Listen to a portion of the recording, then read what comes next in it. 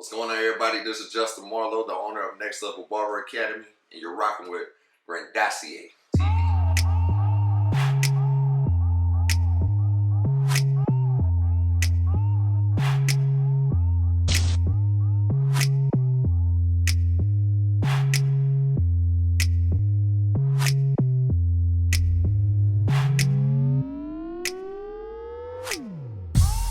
Welcome back to Grandosiá TV. We have another great show for you with my man, Justin Marlow, owner of Next Level Barber Academy, where today we're going to talk about entrepreneurship, what got him into doing this, what is his next future goals with the company as he continues to grow. But before we do that, make sure you hit the subscribe button, make sure you like this video, make sure you hit the notification bell so when we go live, you get all the up-to-date videos and new shows when they come out. But with that being said, Justin, how you doing today? I'm blessed, man. No complaints. You doing okay? Doing good, man. Up here chilling, man, just trying to get it in. A couple questions, man, we're going to start with today. I know a lot of people want to know this. I've been knowing you for years. And I saw you one day when we was younger, you went into doing hair, cutting hair. Yep. You know, when I knew you, you was an athlete, you played football. I thought that would be an option. What made you say, I'm going to do this for a living? Wow, that's a funny question. I think growing up, you go to the barbershop, and the first thing a young man does, he goes home, he looks in the mirror, and he finds the imperfection in his haircut. You know, trying to go to school, be hot for your homeboys and girls. So I just used to critique the haircut in the mirror, and I realized that I would play with the clippers, I would style my hair in different ways, and I said, you know what? So I can see myself doing this, and it's been a passion ever since I was young. So that's kind of where the start of it all began. So anybody in your family ever did the same thing, cut hair, do anything like that? I actually did. It was quite a few people, but probably the closest to me was my mother and my grandmother. They owned a shop together for some years, so I practically grew up watching, style women's hair. And of course, I knew that wasn't gonna be my thing, so I stuck to the barbering. But yeah, that's all where it came from. So this maybe you can maybe say it's like destiny almost that you had doing something like this, or something that was set for you to do. You've been watching it all your life. Well, without getting too preachy or anything, like I ultimately know its purpose. Gotcha. I felt the passion for it from the time I was young. I pursued it, and then when passion and purpose start to line up, you have what you have today, which is the continuation of growth in business. So how long you been in business with Next Level, and why the name Next Level? That's a good question. I started off, of course, working for some other owners of barbershops. And then as my skills started to develop, I was looking, for my own name, my own brand, but I didn't want to put my personal name. I wanted something that had a little bit more meaning. Gotcha. And then I just know with Next Level in anything that you do, there can always be a continuation, growth until you leave this earth. So as soon as I became a master barber or a registered barber, I knew, okay, I want to own a shop. That was my next level. Next level past that was to become a shop owner. Next level past that was to own a school. So my next level now is to, eventually franchise, put other people in position. And at this point, who knows what the next level is? Gotcha. So what's the passion behind helping others? Most barbers I know been cutting heads for 30 years. Nobody ever thought about doing school. What was your passion behind, I got to start a school to help somebody else get on their feet? And what is the thing that's incredible about cutting hair in your mind? Because I see it as you could be a felon, you can do this, you can be down on your luck, you can learn a new trade. So in your mind, where did the happiness and the joy come for you in doing this, and why the school? Well, I'm gonna tell you the truth. I'm gonna kind of focus in on the educational piece behind it. You start out kind of young in this industry, and then you realize that you have an influence. A lot of people don't realize that they have influence. True. So other people my own age were coming up to me and they were asking me questions about how to get into the industry, and I found a passion in giving them the information with open hands. Gotcha. Once my skills started to develop, I noticed that there was a desire for people to watch me. So people would come in and be like, "Man, that's amazing, man! You take this on as an art." So then I remember going home and telling my family, like, I think my passion is giving people this information. I want to see people be as great as me. So then that was the continuation for me. It's like, you know what? I did my part behind the chair. Now let me pay it forward. In a small town like this, you have a lot of people who 4-year education is not meant for everybody. That's true. So we're in a position now where a lot of young people are looking to be entrepreneurs, and I think where I'm trying to be a trailblazer is to let you know that this is no longer a hobby. This is a career. And if you want to make $100,000 cutting hair, being a barber, I'm gonna show you the way. Is that possible? It's possible your first year. Oh wow. It's possible your first year, and that's what I'm talking about, entrepreneurship. The barber school I went to, I'm not gonna say the name, of course, but when I went, they taught me how to get my 1528. Took my money and got me up out of the door, which it's all good. That's the barber school. But I seen there was a passion, or there was a need for people to understand entrepreneurship. So, okay, cutting hair is one aspect of it. So when I take the students down into the classroom, I'm letting them know, okay, like you can be a whole brand out here. And it starts from the time you're in school. So you got to commit to the idea that you're worth something. And then you got to let the other people know your worth. So it's going to take you to open your mouth. It's going to take you to pursue this thing passionately. Right. It's going to take you to understand LLCs, the importance of saving money, how to reinvest your money, using it as a platform to go into other things. Okay. Marketing, products, merchandise, once again, property, understanding numbers. So that's kind of what I'm doing now, is allowing these people to have free information. Of course, not free because they're paying for the tuition. Yeah. But, I'm an open book. They can call me after hours and be like, yo, I need your accountant's number. Right. Look, I'm sending it to them. So you say that would really set you apart from everybody else that's teaching kids, or not teaching kids, but teaching individuals how to cut hair. I don't know if it sets me apart, because I do speak to other owners, and I think that is a part of it, just developing people. But I think where I would like to say that I'm maybe a little bit different is I'm still young. I'm 37 years old, and as I learn, I teach as I learn. Right. So if I come to some new information overnight, I'm coming straight to the school and I'm saying, like in class, like let's get to the bottom of what I just learned. So we're growing together, and I think that's the dope thing. Like we're in here growing together. So I watch you on Facebook. Everything on the book is public knowledge. Oh yeah, definitely. I see the black beauty Mercedes you purchased. Yes, sir. I see their house. I see things. You know what I'm saying? When you say cutting hair really gave you the financial freedom that you always look for in life? I'm not gonna say cutting hair did. Okay. I'm gonna say business did. Okay. I'm gonna tell you his name. It's a great guy named Kevin Smith. He's real big in the community. He's actually my business mentor. Okay. I was a decent barber, but to reach a certain statue or status financially, you had to become a man of business. So understanding that, okay, I'm the product. I'm producing the haircuts. Gotcha. That's only gonna get you so far. Right. There's so many other things that you can do to place your money in the right spots and continue to grow. So with that being said, you're looking at real estate. You're looking at understanding how to use a bank or a banking system to help you advance. What else can I say? Yeah, really the business aspect. That's where you're gonna see your growth at. So what does, since you said this word earlier, what does the word entrepreneurship mean to you? Entrepreneurship means, that's a good question. What does it mean to me? Yeah, or just in general. All right, entrepreneurship is ultimately, for me, at a young age, you should start to line up with a gift of some sort. And as you start to nurture that gift, it should start to see some income coming in at some point or another. So I separate the gift. That's from the heart. But at some point or another, you have to connect the business and entrepreneurship to the gift. So where that comes in is understanding the business. So as a young man that's an entrepreneur, owning a business, you have to start to fall in line with the many gifts and many avenues that an entrepreneur can take.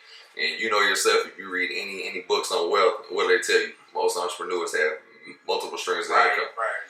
Yeah, so all the way down to a snack machine, snacks. That's key. We have shampoos, conditioners. We have beard oils. My wife and I, we do real estate. We have rental properties. What else?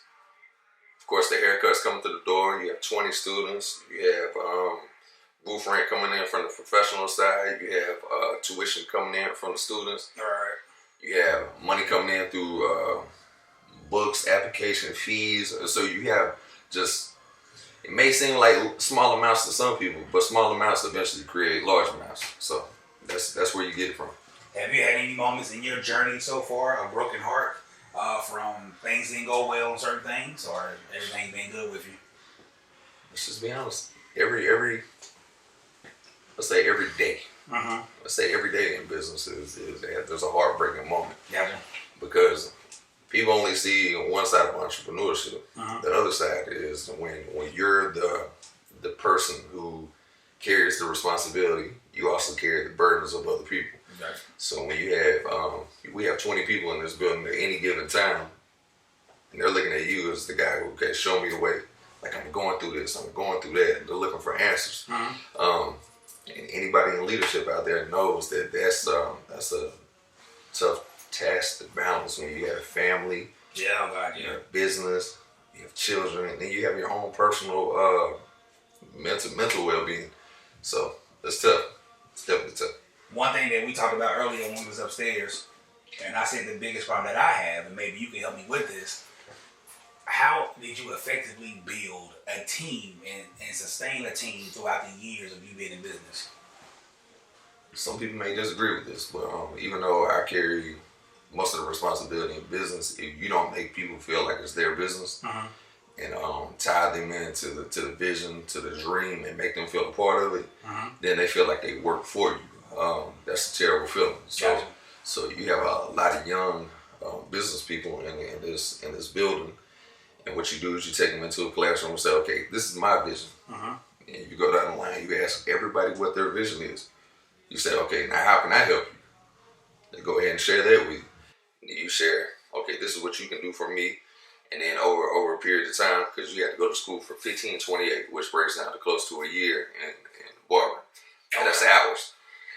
So throughout that time, you begin to care for these young people. You nurture the gifts. You begin to develop a relationship that is bigger than business. So that's kind of how we grew a phenomenal team. And as far as like even people that have been with me and have left, still great relationships. Gotcha. Yep. Now we come to a trying time with COVID. Oh yeah. How did COVID affect you any? Or were you prepared in your business portfolio to where you was able to say, you know what, I see where we made great deals here to keep us afloat going forth throughout this COVID time? And what's some changes that you had to make that you may still keep after COVID? Well, our state board sent us an email soon after, some decisions were made by our government. We were able to continue online classes, so we still had income coming in through tuition. Gotcha. And they were still able to get their hours, but we did talk about my accident, so I was actually in a wheelchair for a little bit. And throughout that time, some money that we already had put to the side, my wife and I, we were searching out rental properties. So in that time, downtime away from the school, we were actually able to find some properties, put some money into it, rent them out, and I tell you what, it's the willpower of a human being. Your back could be against the wall, but if you're a fighter and you're a believer, you say, you know what, let's go this route, or let's try this. So just really putting your money in the right spots and letting it work for you. If anybody's listening out there, save money. I think that's what's a good percentage of money to save, though? You said a good percentage? Everybody say save money, but what percent should they do? Save 5, 10, 15, 20%? Like, what's a good way of doing that? See, the same way you generate income, you have to think of creative ways to save money. So if you have a snack machine, just go ahead and tell yourself, okay, I'm in invest in that snack machine, and I'm never going to spend that money. Never, whatsoever. So that's kind of what we did. My wife, she laughs all the time. She thinks it's amazing, but I just find creative ways to say, okay, let me not spend that money ever. Right. And she'll be like, babe, what about this? And I'll be like, it's not even there. So then there comes the time where you say, okay, I have enough money to buy 2 or 3 more snack machines. Guess what you do? Go buy. Yeah, go buy. You got some money for a rental property? go buy them. You got money to open up another shop, you go buy them. You got money to invest in more product to sell to clients, go buy them. So this real life monopoly you doing right now. I like to think at some point, you know how some people have a passion for games, gaming systems. Some people have a passion for music. Some people have a passion for barbering. I think at some point or another, I took on a passion of just business. I don't really watch too much TV. So on my downtime, why some people might be Googling or on social media, I tend to just read up on different ways to make money. Gotcha. So it's a passion. It's a passion. I think becoming wealthy has to be a passion at some point or another. Definitely. Yeah. You gotta be obsessed with it. Yes, and we do live in an age that they're teaching us how to be consumers of things. But if you look at other cultures, America is big on just being a consumer. Right. But if you look at other cultures, like they will wear the same outfits over and over again. They'll take their money and open up liquor stores. They'll invest in wig and beauty supply stores. Yep. So other cultures are less consumers and more capitalist driven. Like they're more towards giving you a product. So what they do, where they come to? To the community that's gonna be consumers. Yeah, so as much as I love barbering, I did see a need for a barber school in Gastonia. Right. And I was like, okay, who was my competition in Gastonia as far as being a barber school? You know? Right. So it made sense for me. Gotcha. Now you said your back was against the wall, you know, people are resilient. So literally your back was against the wall. Definitely. You had an accident. But behind every great man, there's a great woman and family. Definitely. What's up with your situation with that? Well, I tell you what, if you remember being a child and somebody changing your diaper or wiping your tail, then maybe you can relate to this. But you know, I broke my pelvis, I broke my tailbone, ribs, body tore up, and you know I couldn't do nothing for myself for quite some time. So I do think that, you know, a woman, a wife, mother to your kids is probably the most phenomenal thing that a man can share on the surface, companionship with a great woman.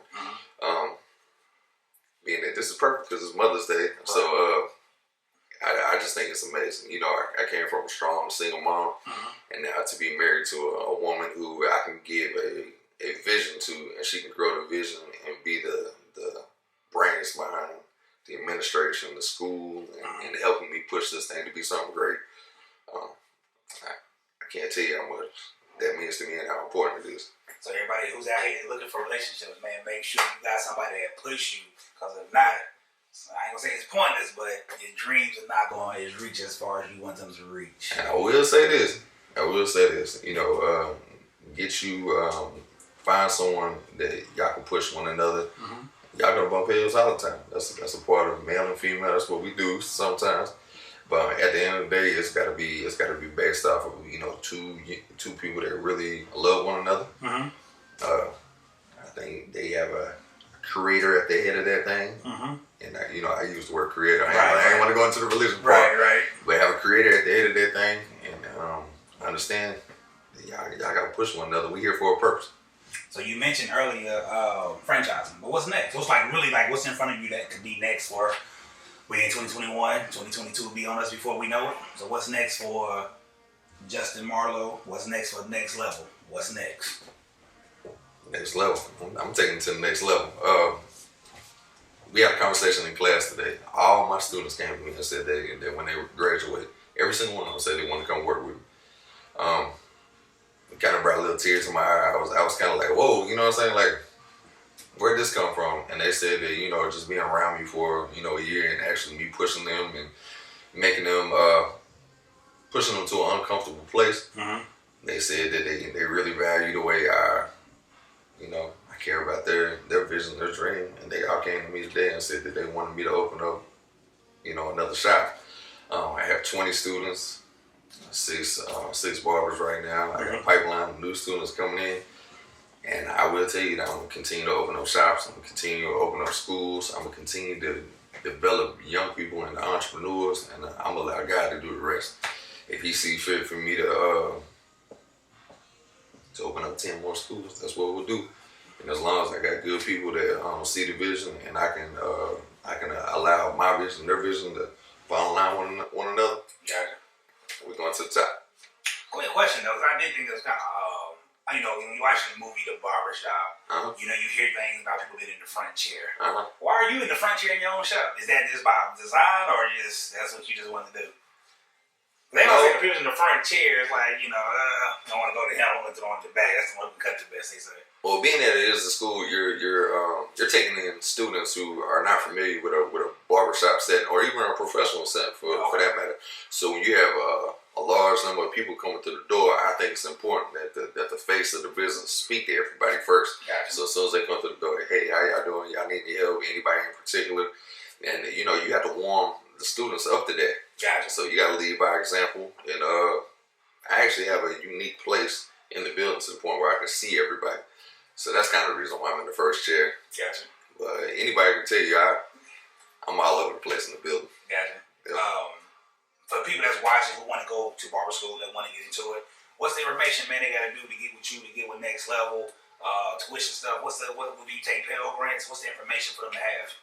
Nope, it's out of pocket right now. We are taking on financial aid. It was a 2-year process. So we're going through that right now as far as the applications and different things. The tuition right now, that's funny, you asked me a whole bunch of questions that my wife knows all the answers to, but I'm going to try my best. But we're right at 7,800 right now. You have a down payment. You have a breakdown of weekly or bi-weekly payments. And then being that we are in a time where, finances are difficult for a lot of people, where we work with people. You may graduate and still owe a small amount to the school, and we'll continue to work with you until you get that paid. But the main thing is we just put you in a position to win. I'm a little bit different from other barber schools. I try to get all of my students in a position of making money while they're in school with the craft. And some people may disagree with that as well, but you get a young person that dedicates their day in, day out week to a school, and where they have to pay tuition. Some of them have children, some of them have a life outside here with bills. So you want to see these young people start to develop and make money. And like I told you, man, that's my thing. I play my part, and it's not all about a dollar for me. As long as I'm seeing them make money, and all of us are, building it together, that's what it's about. That's what's up, man. That's a key thing right there. And I love it, man. I love your knowledge you dropping with us about entrepreneurship and how you got started. Hopefully, this can help somebody as they grow. They can see a passion in doing this to get them to the next level that they want to go to. But with all that being said, everybody, make sure y'all subscribe to this channel. Make sure you hit the like button. Make sure you like this video. Make sure you hit the notification bell so when we go live, you get all up-to-date videos. But with that being said as well, do you have any last remarks for the people before you leave? Yes, it's totally outside of barber. If you have a dream, if you have a passion, I need you to wake up as soon as your feet touch the floor. I need you to chase that thing down. And you know how people use that word, chase your dreams down? Yes.